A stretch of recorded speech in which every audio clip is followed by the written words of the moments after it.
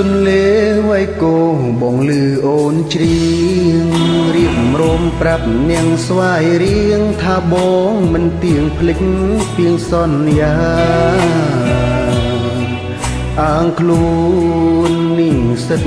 កម្រិតបាញញាលូងលោមអើយអូនទុននេត្រាលក់លើយផ្លែផ្កាអើយអូនលងស្នេហ៍នឹកកាលបុណ្យភ្ជុំជួបមុំមៀងឆ្អិនព្រៃឆ្លាំងនាងជាកាំងសិនបងនឹងមានឆ្អិនធ្លោមស្បនសាច់ចាថាដល់កាំងថិនយើងនឹងរៀបការ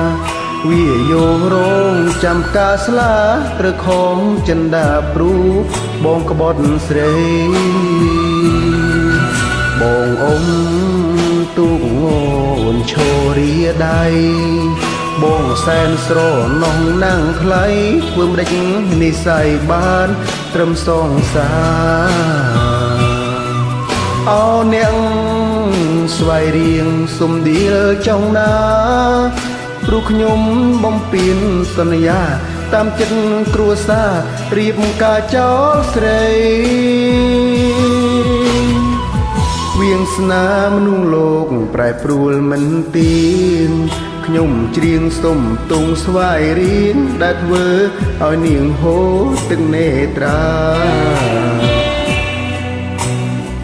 អោក្រុងបាវិតសុំថែជីវ៉ាបើមានជាតិក្រោយមែនណាខ្ញុំសូមសច្ចាជួបតែរូបស្រី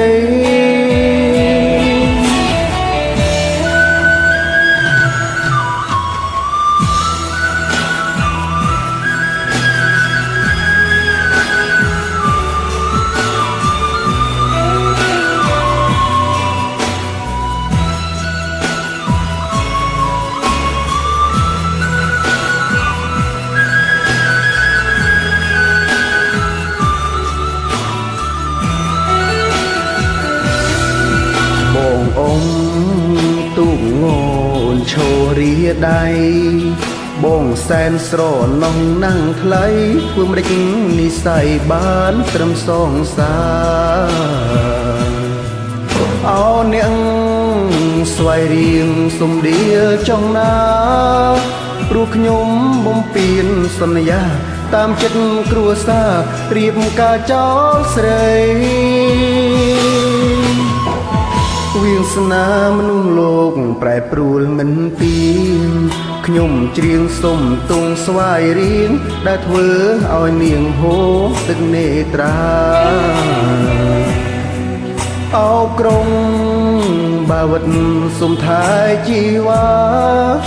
បើមានជាតិក្រោយមែនណាខ្ញុំសូមសច្ចាជួបតែរូបស្រី